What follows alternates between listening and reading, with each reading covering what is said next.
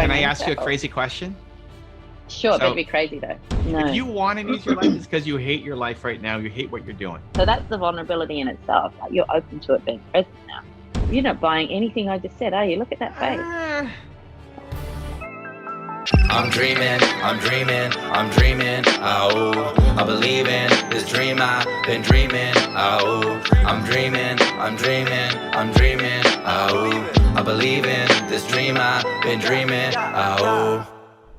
So we got Dr. Tess in the house, world-renowned psychologist, psychic, mentalist. I'm not a psychic. Mentalist, influencer, girl boss, provocateur. And, yes, I'll take that. And troublemaker. Okay, I'm getting too excited. Wait. Can you wait? Wait, I have to show you something. Is it the so onesie? This is gonna. No, it's not the onesie, but this will go beautifully with the onesie. Check it out. Right, little handbag. It's a little handbag. Oh snap! Boss lady. Nice. Hello. That's a pretty sick. That's a weapon. That thing. Sharp edges as well. That's a weapon. Do not mess with me. mean, imagine that, and a purple jumpsuit. We're in business. You didn't want to mess with Tess to begin with, but with that weapon, it almost looks like there's going to be like that's a little James Bond purse. There's like 14 different assassination kind of weapons in there. I know, and that's like it. Absolutely. That's not a mascara pen. Nope. That's a poison dart coming at your face. Yeah.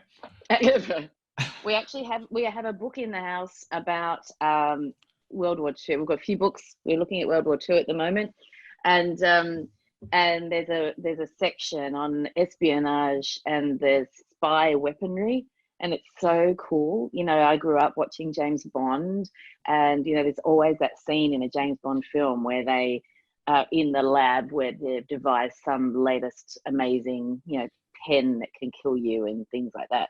But they literally had those things. They literally had pencils that were cameras and all sorts of crazy things. Really, really cool. So that's what's in my boss lady bag. I like it. Espionage tools, yes. I like it. So when was the last time when did we speak last? I feel like it. I don't know. I feel like it's been a long time. It was before Puerto Rico, right? We didn't talk about my presentation in Puerto Rico. Yes, we did. We spoke about how you killed it. You nailed it. Oh, yes, we did talk about it. So, but then we've spoken recently. Now we're like, I think we're getting ahead. And you were going to see Brendan, but I can't recall if I've spoken to you since you were at Puerto Rico. Wait, I was going to go see Brendan? No. You were going to the resort. I can't recall if I've spoken to you since then. It does seem like a long time though. Oh, so we must have done our session while I was in Puerto Rico. We did. Oh, okay. You were showing off the view. Oh, okay. So it's in between my speech and then the mastermind that I did. Yes, I think so. Got it. Okay. So we stuck around for a couple extra days. It looked amazing. I saw. Yeah, I don't care. I mean, it's great. You don't care. Living on the beach is not my thing. Yeah. The mastermind was awesome, but it was only to the last day. We woke up, I went to his place, and then I didn't get back till 10 o'clock. So it's like dark when I left, dark when I got home. And then on the last day we had half a day, and like, wow, look at the view that we have here. This is crazy. Anyway, so I had 3 or 4 days in between. And instead of going home, Nina came down. Yeah. I had to buy an iPhone just for the thing. That's right. Now I have an iPhone. Here it is. Nina flew down with.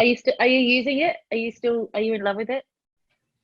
I'm using it. I'm not in love with it, but I'm used to it now. The Instagram. Did we talk about the Instagram story? We tell me again. You mentioned it before, but I can't remember what was so special. It has the stabilization on the stories. Yes.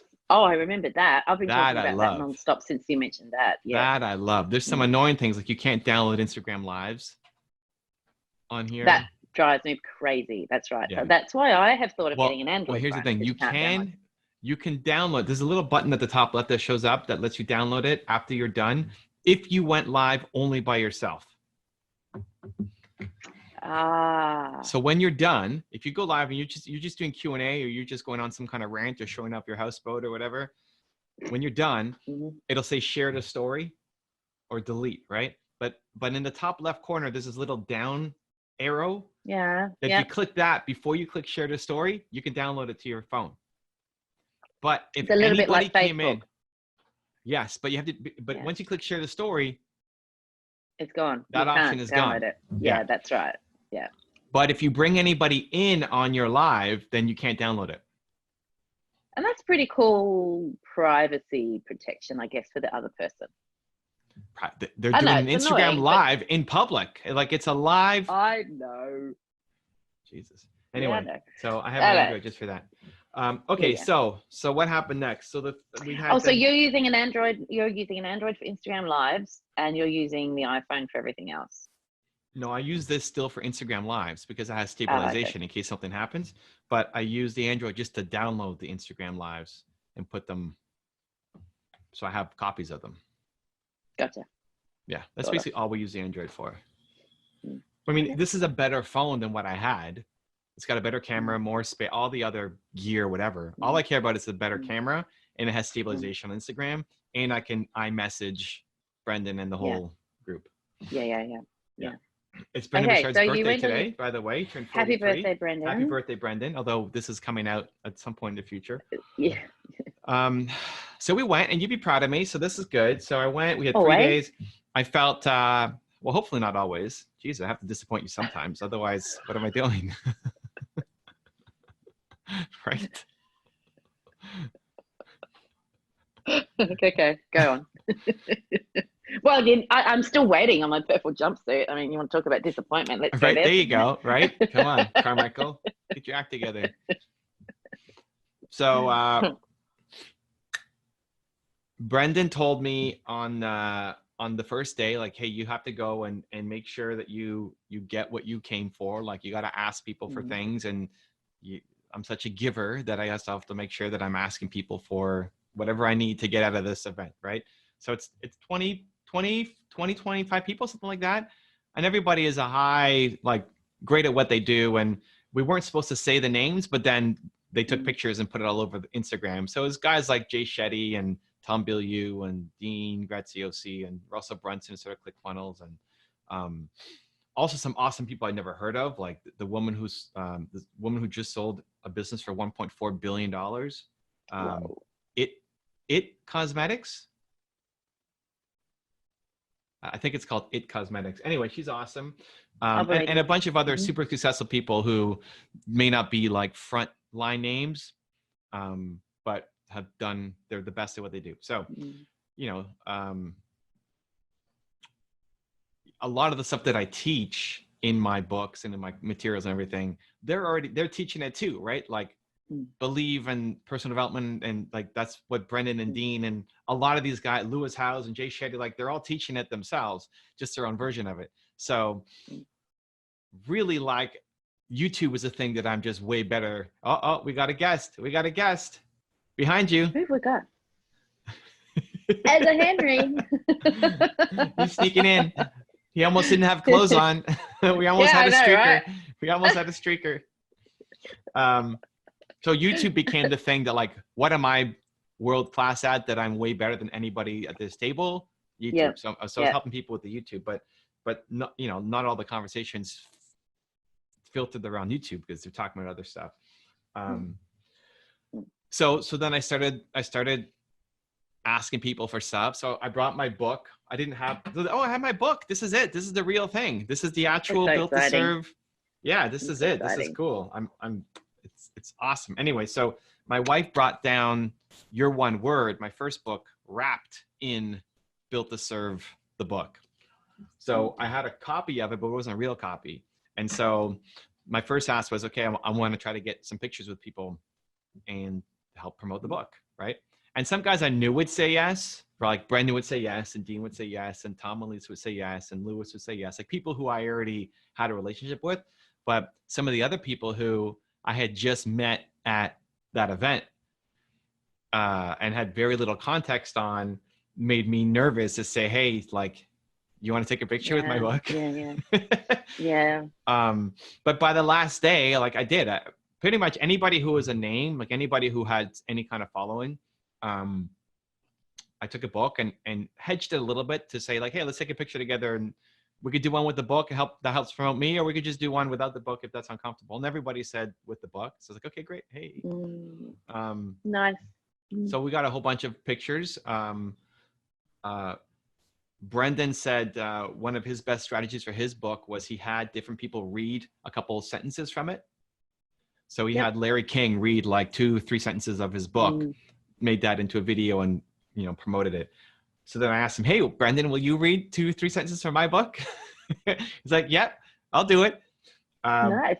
Problem was I didn't have a copy of the book for him to read. So I went to my laptop, downloaded my ebook version, opened up Your One Word, found a blank page, and wrote out lines from Built to Serve in there.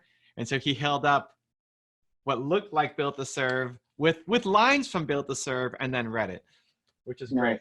And I'm panicking that like he's not going to read my handwriting. It was like the neatest handwriting I've ever done, because he's got to read it in front of the camera. And I mean, I guess if he messed up, it's fine, but I was panicking.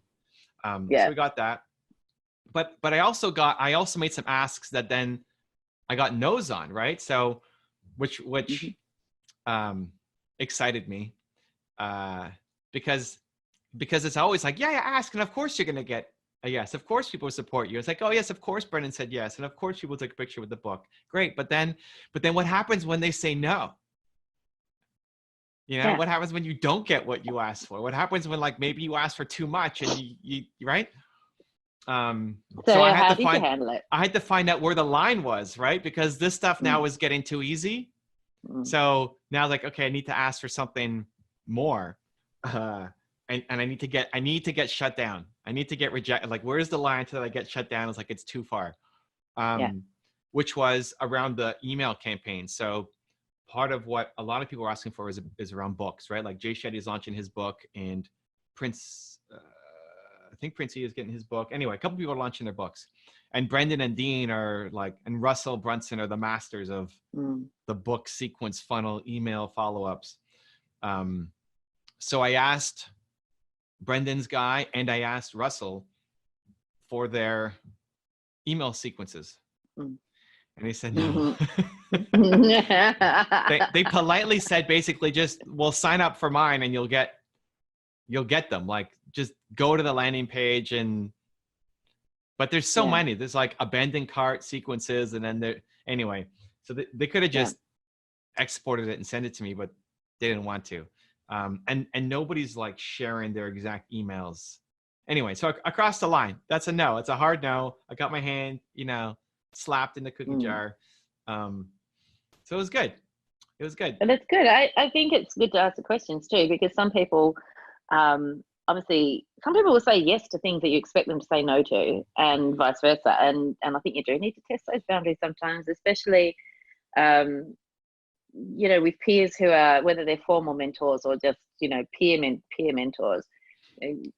People will share incredible things sometimes, but you also need to know, like you say, where the boundary is. There's nothing wrong with asking.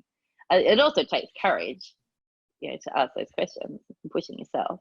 I'm happy. And then I asked Brendan if I could speak at his event that just happened in wherever, San Diego. Yeah. And he didn't write back. Yeah. So, ouch. Which is great. Right? Like, message me back and other stuff, but not that. It's like, okay, so it's a no. It's fine. I mean, I spoke at his last 2 events, and I just was at his mastermind. It's like, okay, maybe it's too much, Evan. That's okay. That's fine. Okay. So good.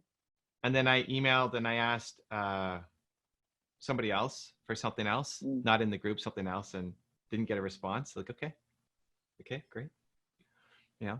Feeling the, the thing in my head was when Oprah started making money, she had a bunch of people message her to say, hey, can you donate to this cause and this cause and this cause? And she always felt like she had to say yes because she felt bad about disappointing people. And then and then finally she decided she's going to say no. Like, unless it's actually part of what she cares about, she's going to say no. And so the next guy who called her was, a dear friend of hers who wanted her support for some cause that was important to him. And she said, I'm sorry, I can't on this one. So it's a no. And then the guy said, okay. And then she said, okay, like, that's it, just like that. She had this big thing in her head that he was gonna like not be her friend anymore. And anyway, so just kind of getting used to that, I guess. So I've made a habit of every day trying to do something that is just a little bit outside the comfort zone, whether it's an ask, whether it's a challenge, a task. So yeah, and some people write back and say yes, and sometimes they don't. So I'm gonna have a bunch of them coming up because I got my book coming up. There's a bunch of people. Where's the book release date? Is it still the date you thought it was going to be? Still March 17th. Yeah, locked in. Wow, fantastic. Yeah, so coming up. It feels like that's come around so quickly. Yeah, we're tight. 2 like weeks? we're basically just over 2 weeks from when we're recording this. I don't know by the time this is up, but like its book is soon. Like it might even be like launch day. I don't know. So we're from 2 weeks out. So from Tuesday out, I'm doing a big campaign, pre-order. I'm actually launching it while I'm in San Diego because I'm speaking at this social media marketing world. Yeah, so excited. Yeah. So wow. I'm gonna have to hit up all my influential friends and say, hey, can I come on your show? Hey, do you mind reading a passage from my book? Hey, which causes me anxiety. So great, now we got to do it. I've been waiting to actually get copies of the book. So they only sent me 12. It's like, what am I going to do with 12? I can't do anything with 12 copies. I need like, what are we doing here? We got to, yeah. Right? We got to get copies out to people to build momentum, right? Yeah. Oh, I'm going to my dog's going to eat one, and then it'll, like something's going to get torn up, and what are you going to do with 12, right? So I'm just waiting for them. We have some hitting the US. I got a warehouse there, and then I got a bunch coming to Canada. And then I got to start reaching out and hitting people up and saying, hey, can I come on your show, or can you do a reading for me, or what? So that's going to cause me anxiety, but it's good. It's good though. It is good. Time to get into ask mode. Because the default to give mode. So we're going to get into ask mode. It's going to happen. That's nice. I like it. And what's happened with getting back into the US? So I got in. When I talked to you, I was in Puerto Rico. That's in the U.S. You still go through U.S. even though it's a territory or whatever that is. Yeah, right. It's you go through U.S. immigration. So I'm probably gonna have to do the same thing. Like until I get my visa, I'm gonna get flagged every time I go down. So did you get any hassle when you went to Puerto Rico? Oh yeah. Oh my gosh.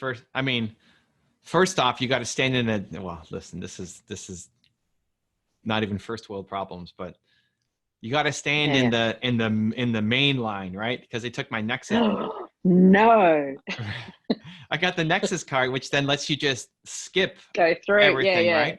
Yep. But and even if you're flying business class, in Europe, if you're flying business class, you get a different line. Yeah. Here at Air Canada terminal, you don't. It's like one big line, or you have Nexus. So first you have to sit in the giant line. And then once you get to the front of the line, they take you to immigration.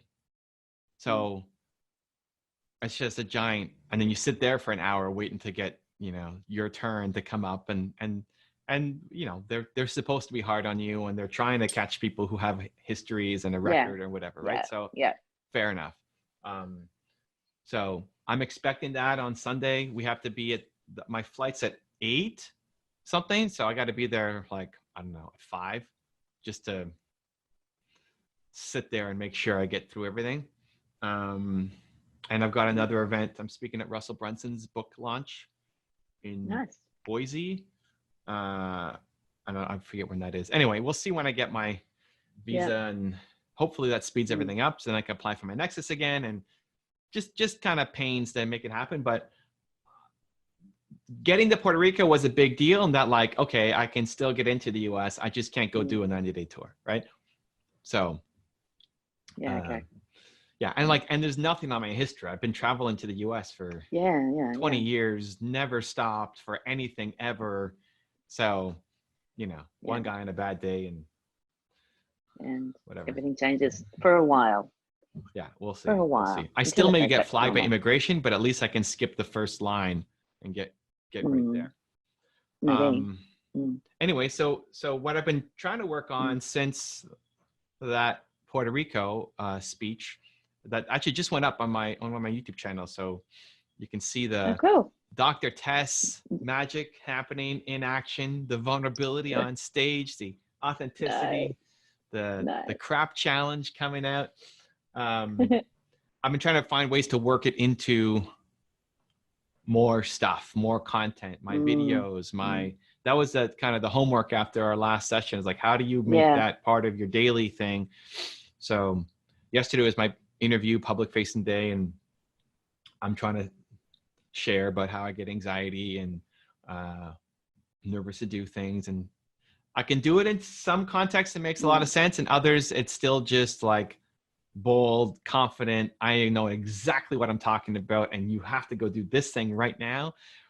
So I haven't figured out how to bring it into everything, but it's a work in progress. But then it can't be forced either. You can't bring vulnerability. You can't turn vulnerability on just because you want it there.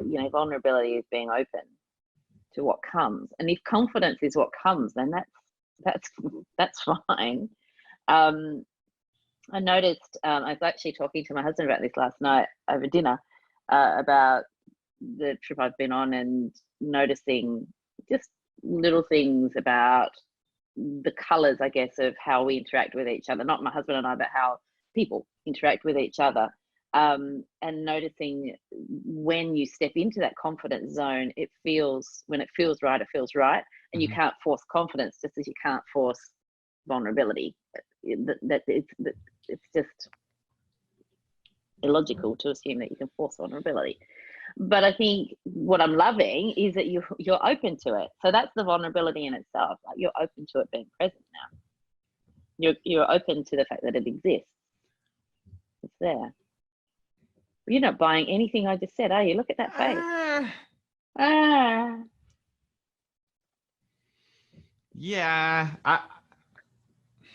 I don't think it's a black and white thing, but I think you can. I think I can do it a lot more. I think in almost every circumstance you could. Like, even in how I answer your question, I could choose to lean into vulnerability and tell one story, or choose to lean into confidence and tell something else.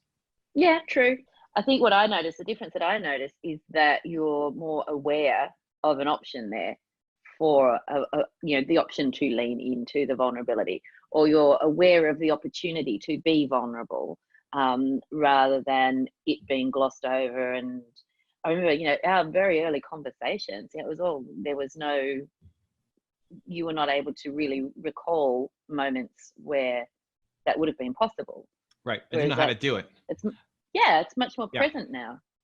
I was open to it. I just didn't know how to do it. Yeah. So I think it's about opportunities, recognizing an opportunity when it presents itself to be real and present and authentic, all those words that we throw around easily, but they actually do mean something very, very powerful. I talk a lot about authenticity and integrity and what that actually means, and how it sits with strength and vulnerability all in the one melting pot. Being open to the opportunities to step into that and just be your real you. Right. It's gold when those opportunities come. They're pretty special. So I think the reason why I was like moving while you were talking is, one, I have a piece of celery stuck in the back of my mouth that I can't get out. It was really bothering me. Is that what's going on? And two, it's easy to take what you said and then use it as an excuse for not to take action. Oh yeah, well that's true. Right, and that like, oh well, in that conversation, there was just no opportunity for me to be vulnerable, so I crushed it and was confident. But like, I could have made it happen somewhere in like a half-hour conversation. There's no way for me to inject vulnerability into it. I think that's right. Yeah. So that's like where I don't want to give myself the out, you know? I think it's Mm. possible with every conversation, maybe not in every question, but somewhere in a half-hour interview, there's got to be a way to inject vulnerability in something that makes me scared, right? So that's like on my mind. I'm trying to. So if I don't get it, it's easy for me to slip back into confident. Here's what you do. Here's the same 18 questions that get asked over and over again. And like, I'm going to crush this interview. Let's go. That's like just show up in tons of fun.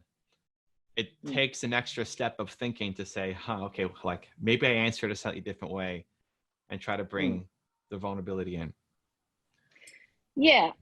I know what you're saying. I use humor to deflect vulnerability. So when I get silly, when I get, raucous, when I'm making people laugh, which I do a lot of, it's often not always, but it's often one of my little shields that I carry around to keep the vulnerability at bay, especially if we're talking about difficult times that I might have had as a kid, or difficult times I might have even had as a business owner. And I'm happy to talk about difficult times in business, but when we talk about how I felt about it, sometimes that humor comes up as my defensive shield. And I think that we all have our own variation on that theme. And for you, it's the crushing it stuff. I'm going to launch into just being really powerful, and I know exactly, and confidence, and that. I still don't feel though like it's a shield. Like, I don't mind telling it as long as it doesn't throw somebody else under the bus, right? Like, I'm not going to talk about my mom or something, or my dad or my wife or sister in a context that I know they wouldn't appreciate. But anything about me, whatever, I don't care. So I don't see it as a shield that I'm like protecting myself, and so I'm going to go into confidence. It's more that I don't even have the awareness to know that, oh, if I told the story this way, maybe it can have a much bigger impact, because people love that stuff, right? Like, I ended the speech. I think I should always, I'm thinking of leading my speech with this on Sunday, where I ended my speech last time saying, I will never come and talk to you, but please come and talk to me. Because I told them that I'm introverted and have anxiety, and like, I never talk to strangers, and I'll never go up, but I love serving. I love helping. I want you to get a result. So please, I'm here for 3 more days. If you see me in the hall, you have a question, please come up and talk to me, because I will never come and talk to you. And everybody laughed. And a bunch of introverts came up afterwards and like, I normally don't come and talk to people, but because you said that. Now, I love that. And like, some people wanted a hug and right. So in that, it's like, it's giving people more permission to come and ask me questions and make them feel more confident that it's possible for them, even if they're introverted or shy or have anxiety to do things. So it's like, it actually gets my message out better to a mass audience, as opposed to just the confidence in what I'm doing and the message. Yeah, because it's relatable. I think we talked about this before. People recognize themselves in what you say. It's like, oh my God. And that was the whole point of your talk, right? People recognized the anxiety before going on stage. Whereas if you never let people into that, people will think they can't aspire to do or be anything like you, because you've got it all together, and they just don't feel like they could ever have it all together as much as you do. And this is where openness to vulnerability and sharing is so powerful, because it's about connection. People can connect with that. They can relate to that. They see themselves in your journey or your story or your anxiety, and think, oh well, maybe I could. Yeah, maybe I could. People have a lot of anxiety. A lot of people do. I'm thinking about also Adele, who has, Adele has spoken about her anxiety and the fact that it was taking so much out of her to sing live on stage, because she could overcome the anxiety, but it just would then thoroughly deplete her. Right. She's, at least for now, decided not to. Well, I don't know if this is true, but my understanding is she's decided to take a break from live performance, just to not go through that for a while. See, I hate that. Dead. I'm dead. I hate that. However. Oh my God. Yeah. Like that's my fear. It's like that I'm gonna not do it because of anxiety. It's like there's no way, even if I thought that, there's no way I'm gonna do that. But I Destroys can me. understand her prioritizing too. She's got a young kid, you know, she's 100%. where's she putting her energies. Yeah, I'm as not long as she judging keeps- her. I'm judging No, myself. no, of course not. I'm judging myself the for making a choices. decision. So We I all make different choices. I updated my Instagram bio to Did you? introvert Oh, entrepreneur you told me this. Yes. trying to solve the world's biggest problem. My number one fear is disappointing you. Networking events give me anxiety. #belief. Love it. Yeah, love it. We'll see. I mean, Instagram bios, Twitter bios are a constant evolution, right? You don't stick with one for 5 years. Yeah. That may not be the final version, but definitely, I have to lean into it more. Yeah. I'm just thinking. I had like 8 or 10 different interviews yesterday. I could have maybe half of them I did a really good job on, and the other half I either totally missed it or just kind of surface level stuff. Yeah.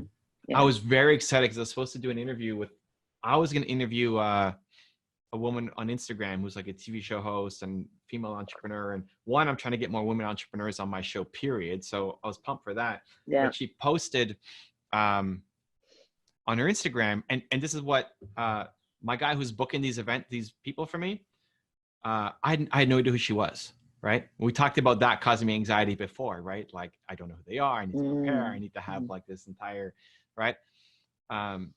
So I now figure, hey, if they have a sizable Instagram following and whether they're an actress or a singer or I can find something around success to connect with them on. Yeah. Right.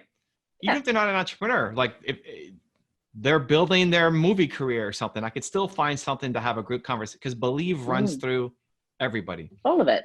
So that gave the freedom to my guy to say, hey, you know what? Just anybody over 250K who has some kind of positive message, reach out and let's do an interview. So that's his mandate. So he booked this woman on, and I looked through her Instagram feed and she had this post about having anxiety and said, this is it. This is my chance. This is going to be the anxiety show. I'm going to ask her how she handles it because she's a TV host. How do you deal with it when you go on TV? And I figured and that was it. That was the amount of research I did because I figured from the conversation, just trust that Evan will take over and we'll have a great conversation. Yeah. She got the time wrong. She's on the West Coast. I'm on the East Coast. She got it flipped. So we didn't end up having it. But whatever, like we're rescheduling, we're gonna make it happen. Yeah. But that's the worst part, right? It's like you get I had so much anxiety for getting into the call and then we're here and then she doesn't show up. Like, come on, are you kidding me? Then it feels worse. It's awful. Yeah, it's awful. Anyway, it's really rough. Yeah. I still think that's the biggest challenge is figuring out how to incorporate more into my videos, into my speeches, into the content. I'm just looking at my Instagram feed right now. It's like I don't apart from my bio, I don't see that popping up enough. Yeah.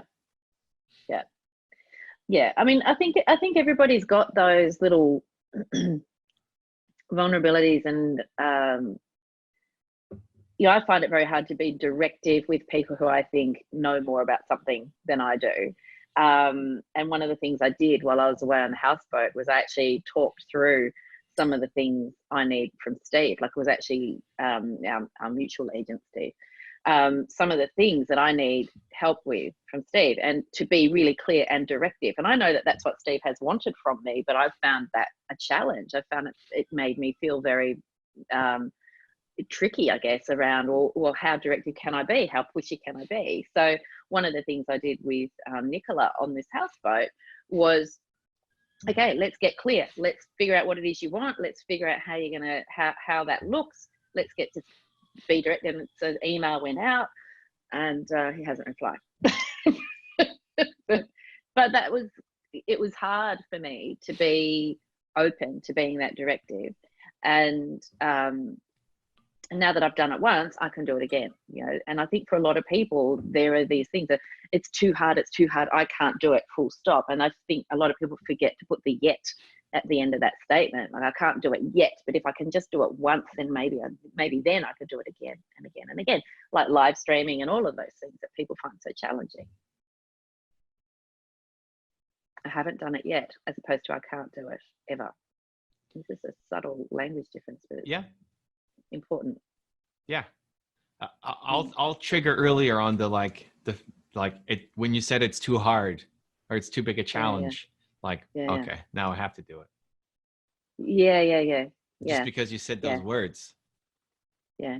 Just because I said it was too hard to myself, like, okay, doesn't matter. Now I have to do it. So like it just bypasses like what you're having is a logical conversation on I can't do it yet. So catching it and triggering yourself to then logically say, okay, well, I just can't do it yet. But you may not catch that part of it fast enough and the emotions take over. So and I think too, for me, certainly for me anyway, it's I think the dog would like to join us just a minute. He's very cute. He's 9. For me, if I'm stuck with something, it's clarity. It's not that I can't do it. It's I can't see how to do something if I'm in that zone of this is difficult for me. So the clarity. And once I get the clarity on what the simple steps are that I need to take in order to do the thing, then I'm fine. See, I don't know. I disagree. I think the how never matters. It's the decision to do it, and then you can figure out the how. It's the clarity over the decision that this is happening, Tess. We're doing this, so figure it out, and then you just go figure it out. And who cares if the first step is right or not? Yeah, I think we're agreeing. I actually think we're agreeing. But okay. Yeah. I'm just distracted by fluffiness here with my dog. I think, and for some people... How friendly is that dog? It doesn't look like a friendly dog. He loves me. No, I know he loves you, but I feel like if somebody came over to the house... No, he is super friendly. Really? And, and listen, Miles, you don't look very friendly. I'm going to get a lot of hate on this. He doesn't... I mean, he looks very chill right now, but I can imagine him... Everybody loves Miles. He's a bit of a star. Everybody loves Miles. And... we have a big park outside our apartment building, and he runs with the biggest grin on his face. And everyone says to me, look at how happy your dog is. He is just smiling at everybody, which is true. But he's not he's not a big barker or yapper? No. Wow. All right. Cool. No, he's a gentleman. Well, I apologize, Miles. I only allow gentlemen into my apartment. No yappers or barkers. No, we don't. All right. You have proved wrong. Oh, he's lovely. Right. If he gets a fright, so if someone knocks at the door and he gets a fright, he'll bark for 2 minutes, but then he'll lick the person to death when they come inside. Yeah. I think, for some people, I was talking about this on the weekend too, the fear of, and this is a big one for a lot of people, the fear of the criticism that comes from those closest to them.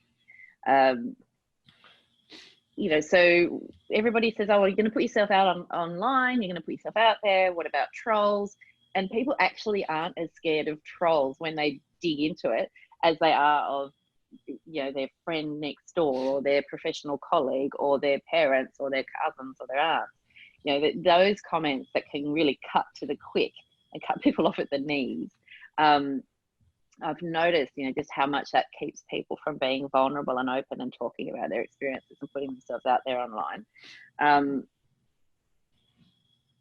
You've got a large following and you get, I guess, the volume of comments that you have, and you've got somebody who helps you with all of that stuff. Mm-hmm. But do you have people whose comments affect you like that, or do they not comment on your stuff, or do they not see your stuff? I mean, so here's the thing. So one, if it's somebody who I don't know who's leaving a nasty comment, the emotions in me will rile up if it's against somebody that I know. Like if I have a picture with you from something and somebody's attacking you, that'll get me pissed off. Yeah. But if it's come after me, it's I'll default into empathy mode. I had a guy today, I posted one of my cartoons on LinkedIn, and he's just attacking the cartoon. Is why is that guy wearing sneakers? And he doesn't look like he's happy. It's it's a cartoon. Dude, are you kidding me? And so it's the amount, and then he's getting into a fight with somebody else who's and they're going on this threaded comment about the cartoon. It's are you kidding me? Anyway, so I imagine like, man, this person, if he's thinking this way, must so hate his life. Like this is his entire life. He just gets into fights. Because that, if that's how you're doing it here, like you're doing that everywhere. He's going home and he's getting into stupid fights with his wife and his friends and his, like, he just hates his entire life is filled with these stupid petty fights, and nobody actually wants to be his friend. Like that's what I'm telling myself. Yeah. And so now it's really hard to hate this guy when you realize how much he hates his whole life. Yeah. And so my default response will just be sending you love, man. And Twitch is the best for this. So I stream on Twitch, right? And there's a lot of kids who just go on Twitch who are like super negative and super toxic, right? And a lot of them may not know me because people in my community know me, but and tilting is an expression in gaming where you get so pissed that something happens that you just throw the game. Right? Like somebody killed you or you made a mistake and like, oh, and then you just give up on the whole game. And it's rough in the game I play, you're 5 against 5. So if one of your teammates tilts and throws the game away, it's really hard to win because now you're playing 4 against 5, right? And so people in the comments are either one saying, Evan, don't tilt. You just died there. Don't tilt. It's like, you don't even know who you're talking to. You think like that I died in a video game is going to get me all upset? Are you kidding me? It's like, you have no idea. And then like, so sweet. It's sweet though. It's super, but it's like, but it's so in the gaming culture. I have to watch out for not using psychological warfare to my advantage because I can so easily tilt the other team. And then they get upset and then like they're trying to tilt me. It's like, oh, you're not going to tilt me, but I can get you. And so I have to like, oh, don't be evil. I want to win so bad, but like, oh, because if you just mess up one person on their team, you win. Yeah. You just use psychological warfare and you win. So I have to really like, every now and then it slips out. That's my dark side. The competitive side slips out. But I try to refrain it because I could win a whole lot more games if I just went hardcore on finding the weakest link and just push, because everybody goes, not everybody, a lot of people go there, they just came back from school or a job that they hate and they're like massively frustrated, emotions on the high, and they're just ready to freak out. So I guess you have to remind yourself that you might actually be sledging an 8-year-old. Oh, I don't care. I want to win, right? I mean, that side of Evan takes over. Like, it doesn't matter. I want to win, but I've had to catch myself. Like, okay. You know what? Let's send love. People come up and attack me. Sending you love, man. Just like the default reply. So to your question, a total stranger leaving a comment, that's where I'll go by default. This person hates everything in their life, so it's really hard to be angry at them. If it's somebody close to me, like if Nina said something, or if Dr. Tess came on and said, Evan, man, that video sucked. You're so ugly and your breast stinks, or like, I don't know, whatever. Like, if it's a constructive criticism, I love it, right? Like, tell me I suck. If you said, hey, Evan, your intro sucked and you should do this, that's the best. So it'd have to be something where it's like not constructive. You're just trying to hate for whatever reason, right? Like, I call your dog mean or whatever. My default mode would be then, Tess must be having a really bad day for something, right? Like, this isn't how Tess normally is, because I don't have anybody in my life who's normally like that. Yeah. And I think some people do, though. I think some people do. I think some people have people in their lives who feel that it's okay to comment and criticize and give them a hard time about things. I just don't talk about it. Like you limit. Yeah. Like, we will not talk about these things, right? This topic is off limit because it just causes a rift in our relationship. That's right. Yeah. And I think that's sensible. I often say to people, don't be afraid to block friends and family, specific friends and family, from your work related or business related profiles. That it would be like going to a 21st birthday. You ask to give a speech and you get up and you speak about your special interest in immunobiology, or I don't know, genetics or whatever. It's the wrong audience.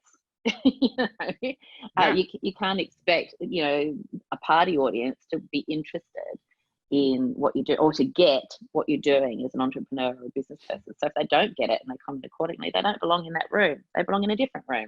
So usher them to the right room and keep them out of the wrong room. I think people need to learn how to be adults in relationships with people who are older than them. You have to be the adult with your mom, with your older sister or your older brother. Like, stop expecting them to do the right thing all the time. Yeah. They don't have any boundaries. You need to set the boundaries and then stick to them. That's right. So like, there's a friend of mine who, anytime religion comes up, ends up in this giant debate. And it's like, I don't want to. So it's like, religion. Okay, you know what? Anything else? Great. So we're just not going to talk about this because that causes a strain on our friendship. So we're going to stick to these other things, right? It's the same thing. Like, if your mom is upset that you're not married yet, you're allowing that to happen. Like, you need to set the boundaries and understand that you need to be the adult in this situation. You're still expecting your mom to be your mom who's making all the right decisions for you, right? Yep. And I think that's hard for some people. You know, we're talking about vulnerability, and I think that really pushes a lot of people's vulnerability button. Okay, but you know, that's super hard. Yeah. But we do hard things. I think we do. That's right. We do hard things, right? Like, things. hard. Everything you want in life is on the other side of hard. Yeah. You complain or you do the hard thing. In every situation, you complain or you do the hard thing. Like, you do the things that make you want to vomit, and then it's easier on the other side. You know, it actually feels better when you set the boundary and stuck to it, even though it felt like you were going to throw up. See, I don't like I like the feeling better. I don't like feeling easier. There's this great saying that I forget where I heard it. It's an African saying. I love it so much. We talk about it, the mountain. Okay. Do we talk about the mountain? No, is this the one? Oh my, I love this so much. What is it? I don't know. I almost want to make it my new Instagram bio. I might have to after today. Okay. Behind the mountains are more mountains. Yes. It's so good. I love it. It's like, it's the best, right? So that's why, like, it's not easier on the other side. No, there's more crazy mountains for you to climb on the other side, right? Yeah.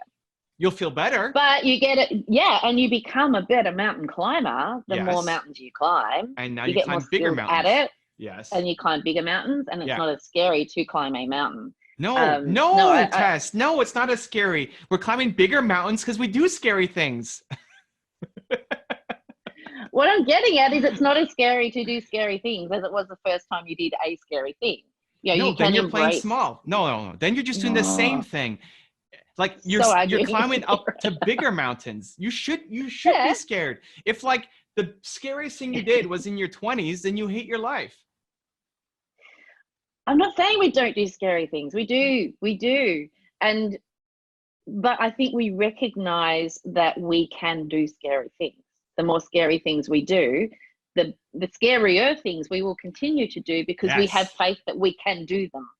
You know, we stop doubting our ability to do the scary things, is what I'm getting at.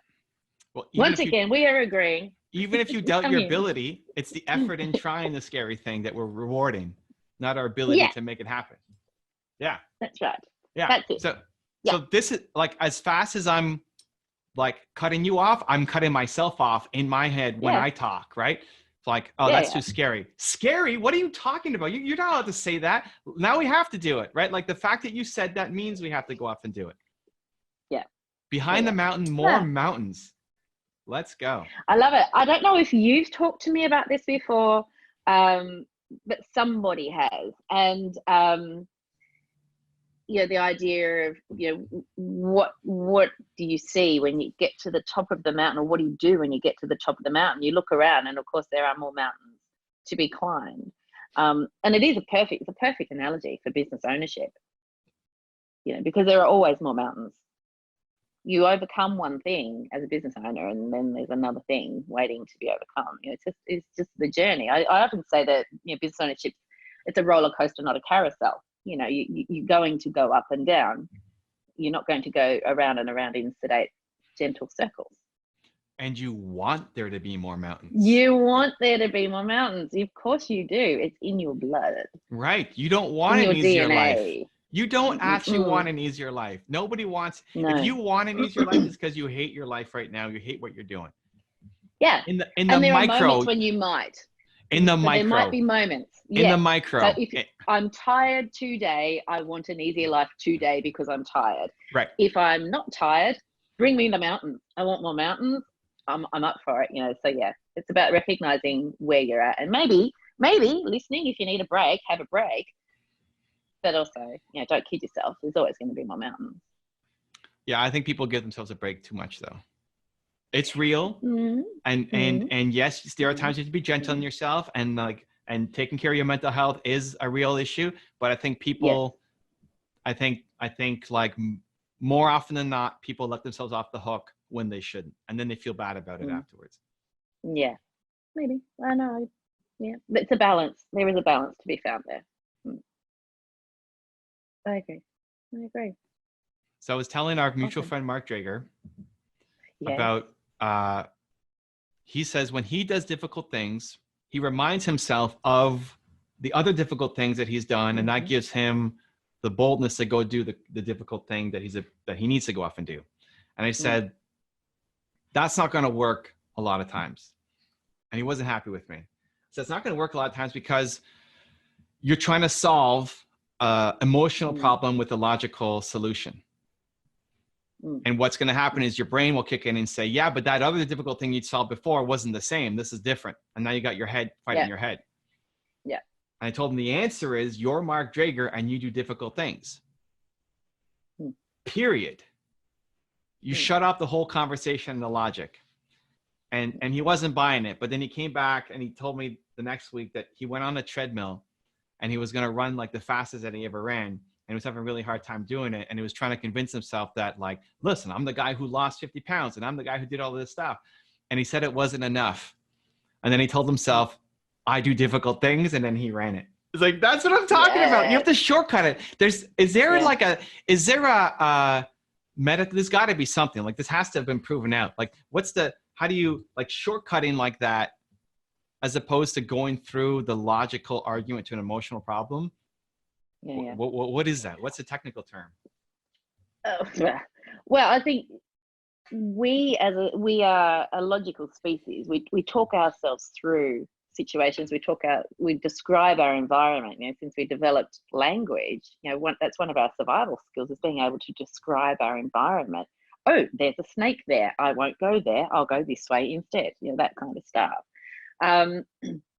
And then we default to trying to describe our environment to get ourselves through difficult things and talking ourselves through things. And we see it all the time in psychological therapy where people are arguing with themselves. And all it is, it's another form of procrastination. It's another form of anxiety. It's another form of worry, this constant rabbiting on and arguing with yourself. If you can find something, like you saying, if you can find something that triggers the go switch, like triggers the motivation, triggers the self-belief, or triggers the energy that you need to do the thing, we are wired up. Our brains are wired up in such a way that we also default to efficiency. So if you've done something regularly enough that creates a shortcut, your brain will opt for that. That's how you can drive from point A to point B and not remember the journey, because you've become so used to that journey, you've become so used to that drive, your brain's almost in a little bit of autopilot mode. So there are some things that we can, if we believe them, if we genuinely buy into it, it can act like a shortcut. It can cut to the chase and get you in there. I mean, Nike, you know, with the Just Do It brand, we're kind of playing on that a little bit. You know, this whole finding something that people can just buy into and believe and cut the crap, so it's a trigger. Cut the chatter, cut the noise, and just go and just press the go button. So it's sort of playing both sides of the brain. You know, on one hand, we are designed to be logical and argue everything out. On the other hand, our brains are wired to look for shortcuts. I think we're actually macro emotional, micrological, and all of our logic stuff is just to prove most of the time what our emotions are feeling. I think the logic is also, it's also a defensive mechanism. But there's still emotions. Like you're defensive because Yeah. of emotion. Yeah. You're What I afraid, so mean you'll by find that, a way. yeah. So you try Yeah. to logic yourself out of it. You try, people say, I'm being a realist, I'm being realistic, or I'm trying to plan, I'm trying to be organized. Yeah. And it's you're like, afraid. You're scared, and that's right. You're procrastinating, and you're calling it something clever like being organized or planning or being realistic. No, none of that. You're actually just going. Can I ask you a crazy question? Sure, but it'd be crazy though. So Mark Drager has always prided himself on being a thinker.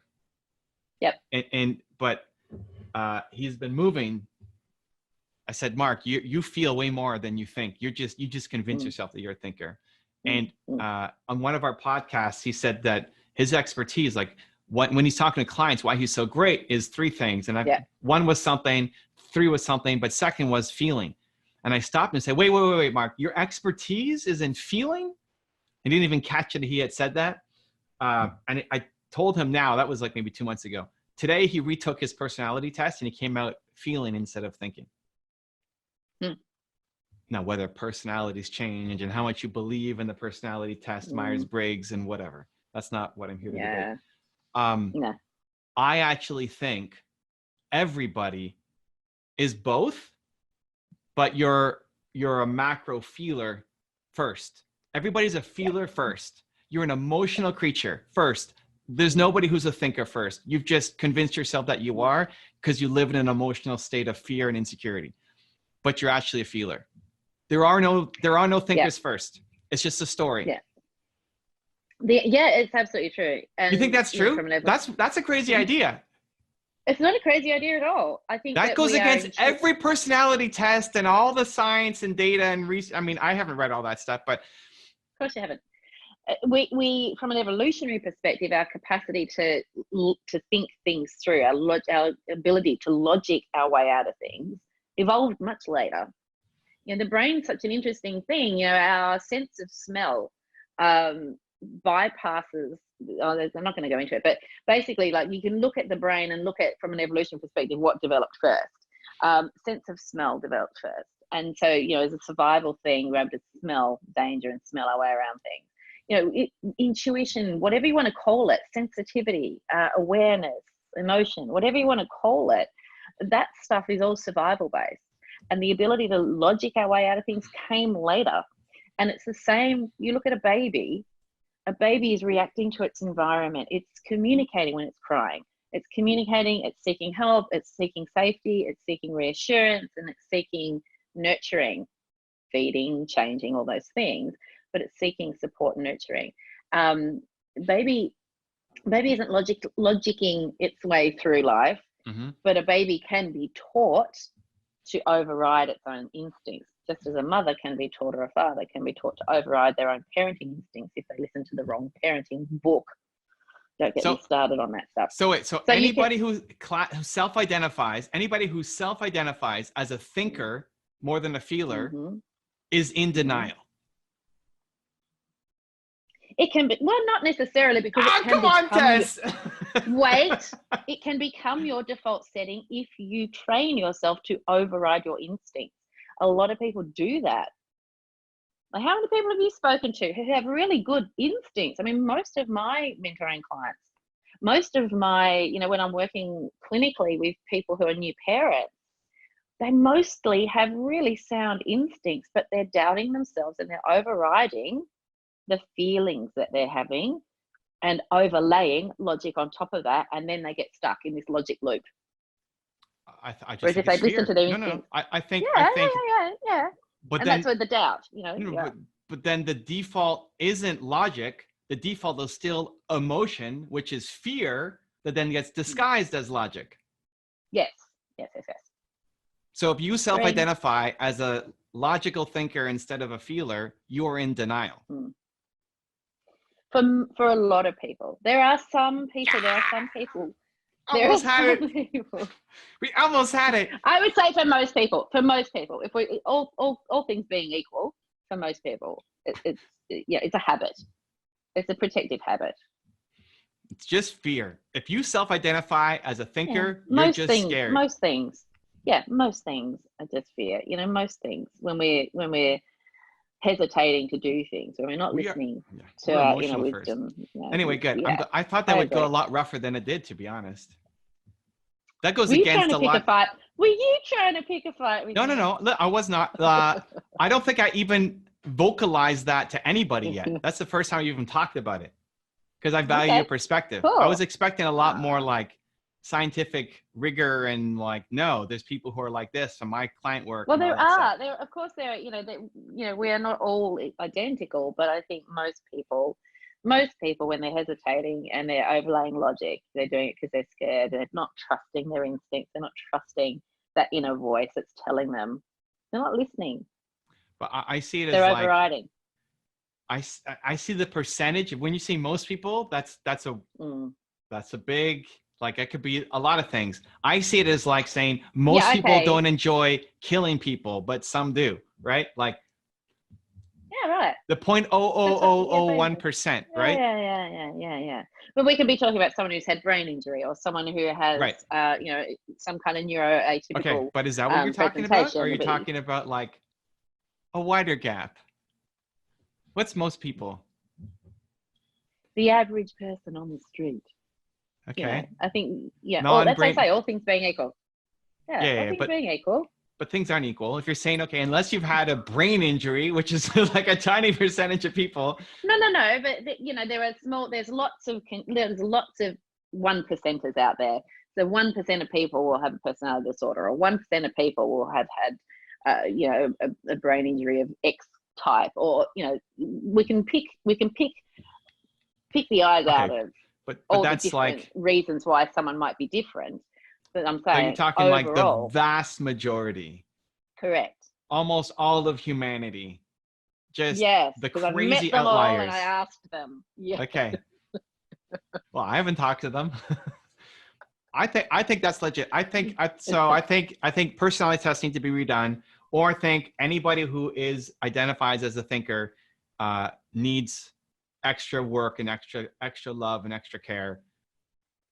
And I should just add, you know, just as a general caveat, because obviously this is a public forum, you know, be really careful with online personality tests. If you want a proper personality test done, and you go and speak with someone who's trained in conducting personality assessments, you know, don't just fill in something online and interpret it yourself, because it will be different every time you do it, and your personality won't be different day to day. Your personality is constant. You can have traits that change over time, like confidence and outspokenness and extroversion, and all that sort of stuff can sort of shift and change over time and with maturity. But generally speaking, there's a lot of stuff available on the internet that people put too much emphasis on the power of.